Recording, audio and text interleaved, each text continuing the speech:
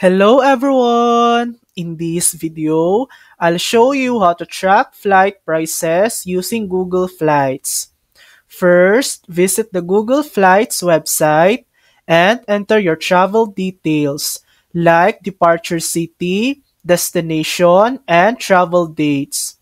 Important, you need a specific destination. The tracking feature won't work if you select anywhere.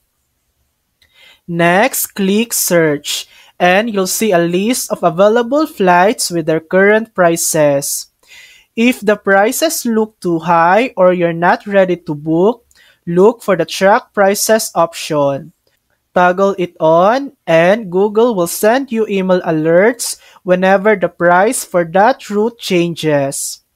If your dates are flexible, you can also track any dates. This way, Google notifies you if prices drop on nearby dates, helping you find even better deals. Check your email regularly so you don't miss any alerts. And that's it. That's how to track flight prices on Google Flights. Thanks for watching! If this video helped you, please like and subscribe for more helpful tutorials.